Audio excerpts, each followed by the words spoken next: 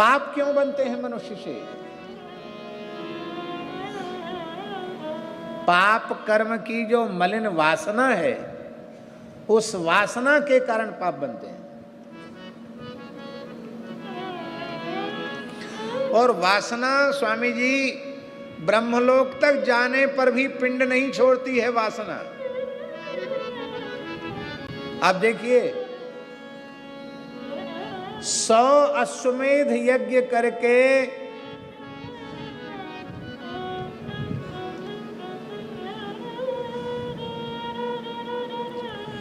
इंद्र पद पर नहुस इंद्रासन पर बैठ गया, वहां जाकर भी वासना नष्ट नहीं हुई। बोला जब मैं इंद्र हूं तो इंद्राणी मेरी पत्नी होनी चाहिए। परिणाम क्या हुआ? नहुस को इंद्र पद से च्युत होकर अजगर की योनि में जाना पड़ा।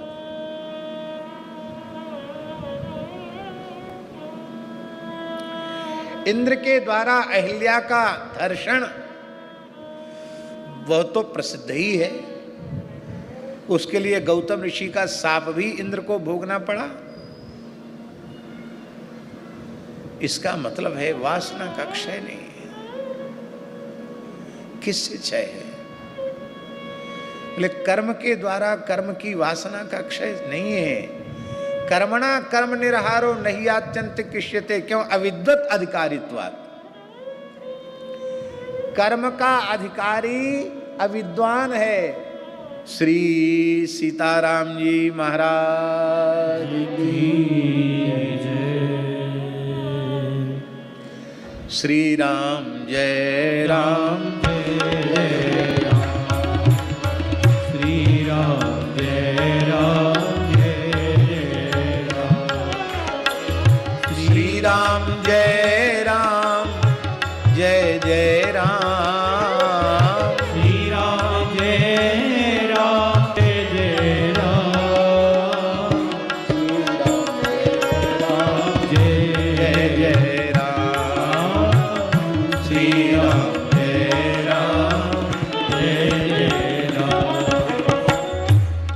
स्वामी हंसदास जी के मठ से पूज्य श्री महाराज जी पधारे हैं। हम उनको प्रणाम करते हैं, वंदन करते हैं।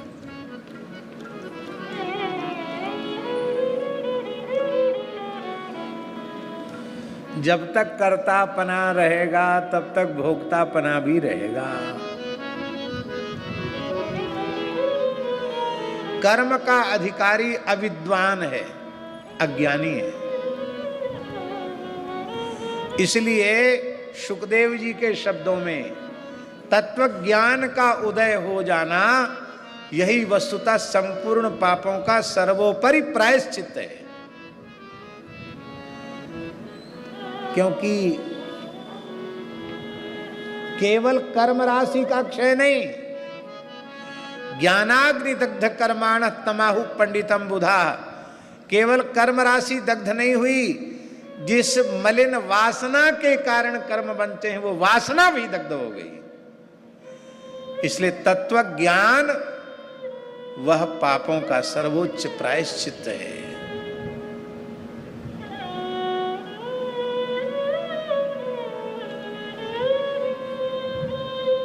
इसलिए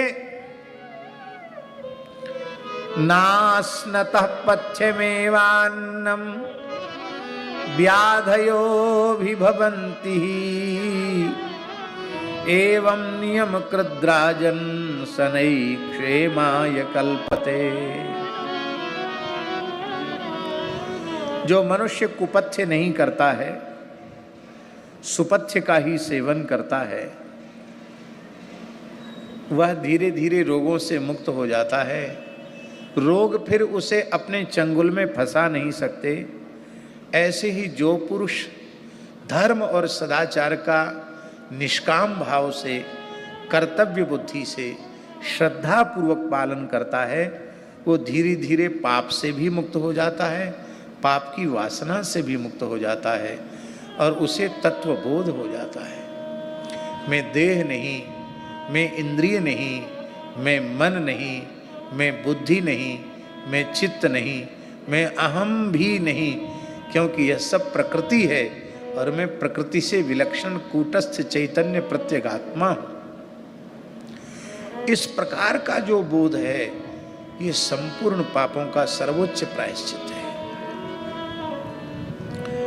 परीक्षित जी ने कहा, महाराज आपने तो ये साधन अपनी कोटि का बता दिया। सामान्य कोटि के जीव, उनका तत्व ज्ञान कैसा होता है जानते हैं? इस समय सबसे सस्ता तत्व ज्ञान है। हर चीज महंगी हो गई और हर चीज मिलावटी हो गई। सबसे सस्ता तत्व ज्ञान है। कलयुग में तत्व ज्ञान की हालत क्या है? गोस्वामी जी के शब्दों में, ब्रह्म ज्ञान बिन नारी नर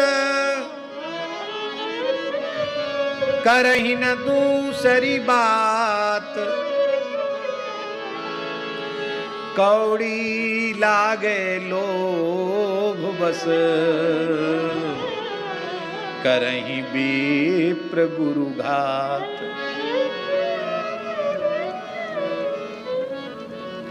एक बात सुनकर आपको बड़ी हंसी आएगी। एक बड़े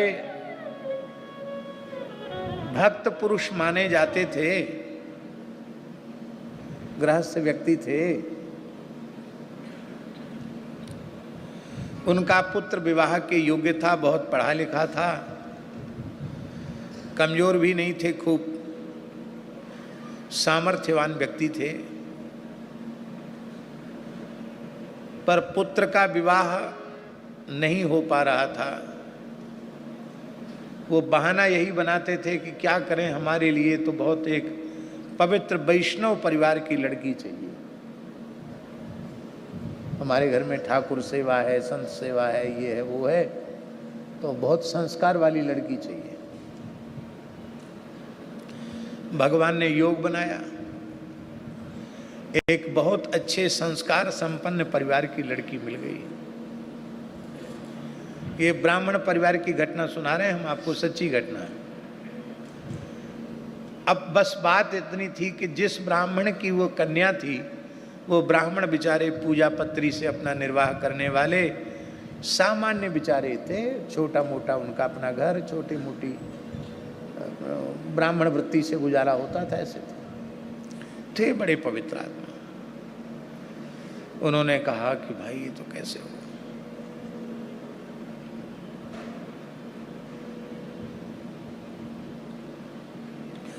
बीच में एक कोई मध्यस्थ थे, स्वामी जी के जैसे कोई अच्छे महात्मा थे, वो मध्यस्थ थे। उन्होंने कहा भाई तुम्हारी समस्या है कि तुमको अच्छे कुल खानदान की बेटी नहीं मिल रही है, और तुमको समस्या है कि तुम गरीब हो, तुम किस घर में अपनी बेटी दो। दोनों की समस्या का समाधान है। इनके घर में खूब कोई कमी नहीं है, आपकी बेटी सुखी रहेगी। और उनको कहा कि गरीब घर की कन्या आएगी तो श्रद्धापूर्वक घर में सेवा करेंगे। पर वे बिल्कुल बदल गए। बोले इतना तो गाड़ी तो चाहिए ही, इतनी बारात आएगी उसका सत्कार होगा, इतना सोना चाहिए, इतना अमुक चाहिए, इतना तमुक चाहिए। Supplement sir, know it all वाले इन्वेस्टर्स के लिए। तब मध्यस्थ जो महापुरुष थे, उन्होंने उनसे कहा कि आप तो भगवान के सामने रो रो कर बोलते हो कि न धनम न जनम न सुंदरीम कवितांबा जगदीश कामये मम जन्मनि जन्मनीश्वरे भवतात् भक्ति रहितु की त्वयि। आप तो भगवान से कहते हो अर्थ न धर्म न काम रुचि गति न चहो निर्वाण, जन्म जन्म रति राम पद यह वरदान न आन। बोले स्वामी जी आप महात्मा हो, आप नहीं जानते हो। ये व्यवहार की बात अलग है, परमार्थ की बात अलग है और व्यवहार की बात अलग है। वो कथा वार्ता सत्संग कीर्तन ये तो परमार्थ की चीज है, परमार्थ तक ही सीमित है, ये व्यवहार है। इसमें आपके विचारों से मैं सहमत नहीं हूं, क्योंकि मेरी भी प्रतिष्ठा है। मैं तो उसी घर में अपने बेटे का संबंध करूंगा जहां से हमारे स्वरूपानुरूप कुछ माल पानी आवे, दान दहेज आवे। ये सच्ची घटना है। ये हम क्यों स्मरण करा रहे हैं? ये इसलिए स्मरण करा रहे हैं, मनुष्य का सत्संग, मनुष्य के ज्ञान विज्ञान की बातें ऐसी हैं, वो उतनी देर तक सीमित हैं जितनी देर तक वो कथा कीर्तन में बैठा है। बाकी व्यवहार में झूठ बोलता है, छल करता, कपट करता, बेईमानी करता, ऐसे ज्ञान से क्या सिद्ध होगा? मनुष्य सोचता कि हम दूसरे को ठग रहे हैं। अरे दूसरे को बाद में ठगता है, पहले स्वयं ठगा जाता है। सच्चा सत्संगी पुरुष वह है, ये वाक्य लिखने योग्य है। सच्चा सत्संगी पुरुष स्वामी जी वो है जिसकी व्यवहार और परमार्थ में एक रूपता हो जाए, जिसका व्यवहार और परमार्थ दोनों एक हो जाएं, वो महापुरुष है। महात्मा और दुरात्मा का कोई अलग से प्रमाण पत्र थोड़े ही है।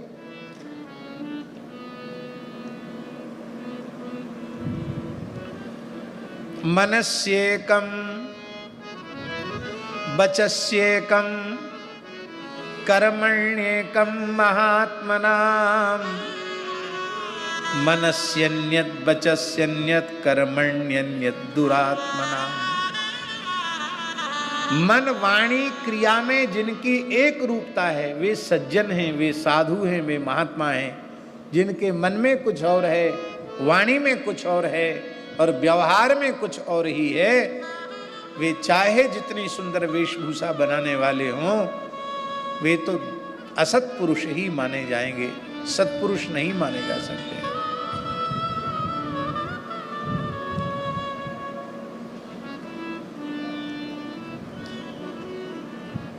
परमार्थ के अतिरिक्त और कुछ भी है क्या? पारमार्थिक सत्ता जो परब्रह्म परमात्मा है, उसके अतिरिक्त और कुछ है क्या? परीक्षित जी ने कहा, महाराज ये ब्रह्म ज्ञान वाली बात तो आप जैसे लोगों के लिए तो ठीक है, संसारी मनुष्यों की जो शरीर संसार को ही सत्य मानकर व्यवहार कर रहे हैं, उनके लिए तो ये उपाय कठिन है। तब पापों के प्रायश्चित्त का दूसरा साधन सुखदेव जी ने बताया, ये मनुष्य कर सकता है। क्या साधन? तपसा ब्रह्मचर्येण शमेन च दमेन च त्यागेन सत्य शौचाभ्याम यमेन नियमेन च देहवाग बुद्धिजम धीरा धर्मज्ञा श्रद्धयान्विता क्षिपन्त्यघं महदपि वेणुगुल्म विवानलः। तपस्या, ब्रह्मचर्य, अंतरिंद्रिय का निग्रह शम और बहिरिंद्रियों का निग्रह दम, त्याग, सत्य, शौच, यम और नियम, इन 9 साधनों के माध्यम से बुद्धिमान मनुष्य शरीर के, वाणी के, बुद्धि के संपूर्ण पापों को उस प्रकार से जलाकर भस्मसात कर सकता है जैसे बांसों की रगड़ से जंगल में आग लग जाती है और वह आग उन बांसों के जंगल को जलाकर भस्म कर देती है। ऐसे ही इस साधन की रगड़ से जो अग्नि पैदा होती है उससे संपूर्ण पाप जलकर भस्म हो, ये भी एक प्रायश्चित है। लेकिन स्वामी जी इसमें एक आपत्ति है।